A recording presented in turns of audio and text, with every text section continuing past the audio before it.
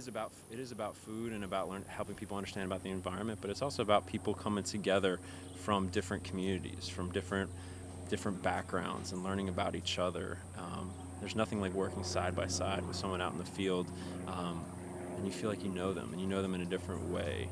So it's crossing different lines that don't get crossed in school, and I think that's really powerful, bringing people together, because we have so many different ways that we segregate ourselves in the community or in society, and I think it's really important to say, how can we bring people together? And food is something that we all, it's common for us all.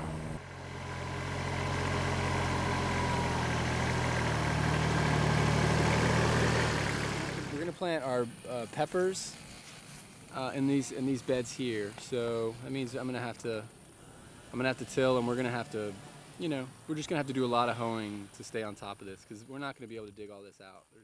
I'm hoping that these young people can really see that there is a serious community problem around hunger and food access, and that they have played a very critical, very hands-on role in solving that problem. So I hope that they take pride over the work that they've been working together, growing as a team, developing certain personal skills, youth development skills, life skills, that they can really share with the community in a very basic way. And so these skills of growing food, learning about community and cooperation, about hard work, responsibility, these skills are going to be transferable for the rest of their lives. Program at a youth launch. We're a nonprofit, and we used to have a middle school gardening program, and we decided that if we really wanted to create change around this issue, we should have a program like this.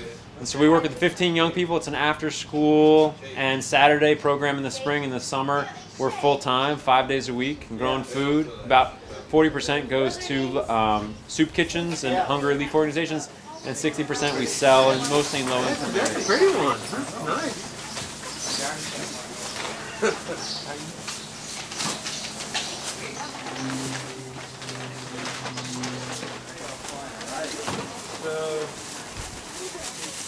This one and one more after this. So Urban Roots is here today, and they are sending out about 300 freshly harvested heads of lettuce to 300 of our clients that have been identified by our social workers as really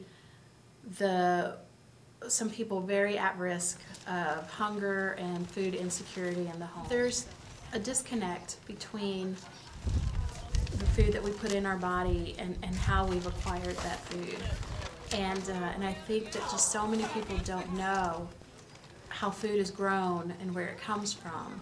And when you don't have that connect, we tend to not nourish our bodies in the best way.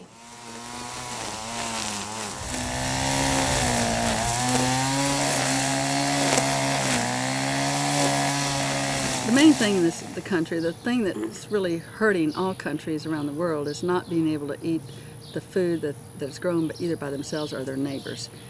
Because food grown in your own community is fresh, and it's nutritious because it's fresh.